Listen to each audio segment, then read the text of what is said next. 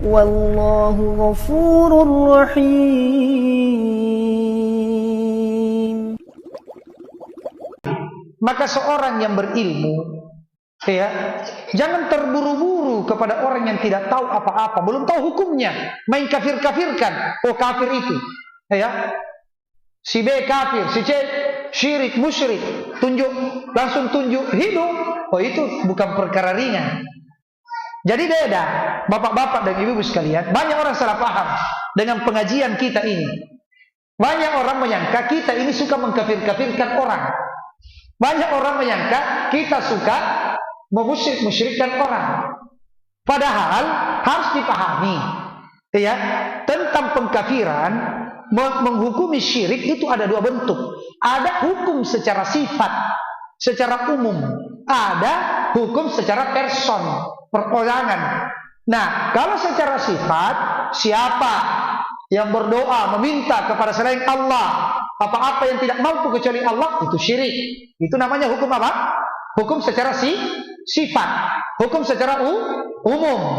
Iya. Siapa yang menyembelih di tempat keramat, iya, dia persembahkan untuk selain Allah, maka itu apa? Kesyirikan, kekufuran. Siapa yang mengatakan bahwasanya Nabi Muhammad sallallahu alaihi wasallam belumlah meninggal, iya, masih ada di tengah-tengah kita, misalnya, maka ini, iya, bukan akidah Islam, ya, bertentangan dengan firman Allah, innaka mayyitun, sesungguhnya kamu itu akan meninggal. Sedangkan dia keyakinannya Nabi Muhammad tidak meninggal. Kita katakan ini apa? Keyakinan yang kufur. Iya. Ini hukum apa ini namanya? Hukum umum. Jadi apa yang disebutkan di dalam Al-Quran, di dalam hadis, yang menyelisih Al-Quran dan hadis dengan nyata yang merupakan kesepakatan, ya, kaum muslimin diselisihi, kita katakan itu adalah kekufuran. Memberikan satu bentuk ibadah kepada selain Allah, itu namanya kesyirikan. Nah, tapi kalau ada orang, misalnya, ya, dia melakukan salah satu tadi dari perbuatan kesyirikan, itu tidak otomatis langsung, oh, kami ini musyrik. Tidak bisa. Ini harus dipahami nih. Ya, jadi beda hukum umum, hukum secara sifat dengan hukum secara perorangan. Ya. Jadi terkadang perbuatannya adalah kesyirikan, kekufuran, tapi orangnya belum tentu dia musyrik, belum tentu dia kafir. Karena menghukumi orang musyrik, menghukumi orang kafir keluar dari Islam, itu butuh penuhi syarat-syarat dan hilang mawani-mawaninya, penghalang-penghalangnya. Ya. Dan penghalang yang paling besar adalah, ya, sampainya ilmu kepada dia. Ya. Karena kalau orang tidak tahu, apalagi kalau di sekitarnya begitu semua, apalagi kalau Pak Imam sendiri yang ngajak, bilang bagus kapang ini karena sakit anakmu, pergi menyembelih, ya, di kuburan ini, di pohon besar ini, di batu ini. Iya, dia anggap, oh, berarti ini ajaran agama Islam ini. Karena yang ngajak kita adalah orang yang, iya, tokoh agama. Dia tidak tahu. Nah, makanya di sini, ya, Imam Ad-Dhahabi rahimahullah taala mengingatkan, seorang alim itu tidak boleh terburu-buru menghukumi, menjudge, ya. Tidak boleh orang main kafir-kafirkan, langsung tunjuk orang, oh, si A itu kafir, si B itu kafir. Tidak boleh. Iya. Ini perkara besar. Karena Nabi SAW bersabda, man qala li akhihi ya kafir, faqad ba'a biha ahaduhuma, fa in kana kama qala wa illa rajat alaih.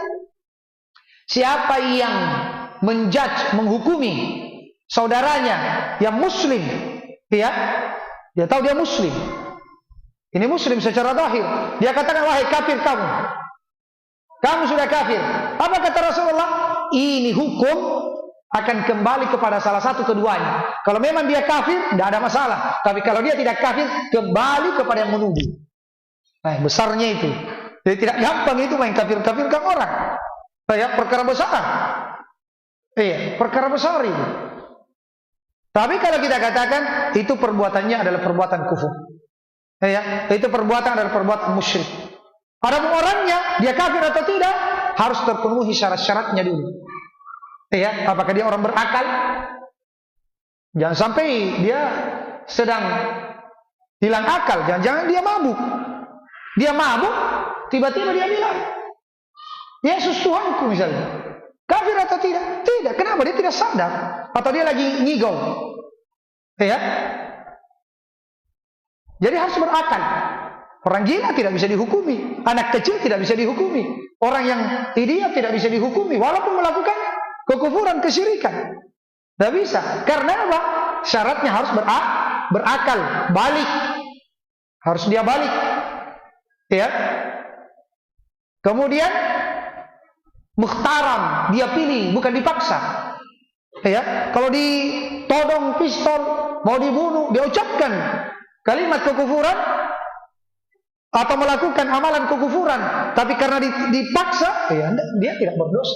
Wa qalbuhu mutmainnun bil iman, dan hatinya tetap tenang di atas keimanan, hanya karena dipaksa. Iya. Kemudian takwil, dia salah paham. Ya, takwil, salah paham. Dia kira bahwasanya beristighatsah misalnya atau tawassul kepada orang yang sudah meninggal, dia sangka itu adalah bagian daripada tawassul yang disyariatkan. Karena ada kalimat tawassul di dalam Al-Qur'an, dia dapat, oh berarti boleh dia bertawassul. Dia salah paham dengan ayat, akhirnya jatuh di dalam kesyirikan atau kekufuran. Itu juga tidak boleh. Kenapa? Dia salah paham. Takwil. Dia pakai ayat, pakai hadis, tapi dia salah paham. Dan belum hilang syubhatnya di kepalanya. Belum hilang. Maka itu juga penghalang dari menghukumi secara person. Kemudian yang paling pentingnya adalah yang menghalangi dari mengkafirkan adalah al-jahal. Kalau dia tidak tahu. Kalau dia tidak tahu, tidak sampai padanya ilmu, maka itu tidak bisa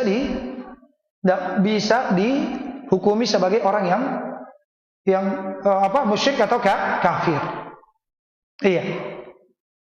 Jadi berarti kalau mau menghukumi itu harus dipastikan bahwasanya dia sudah sampai ilmu, dia tahu tapi dia sengaja memang mengikuti hawa nafsu. Dia tidak ada syubhat. Dia berakal, dia balik, dia tidak dipaksa, memang dia pilih.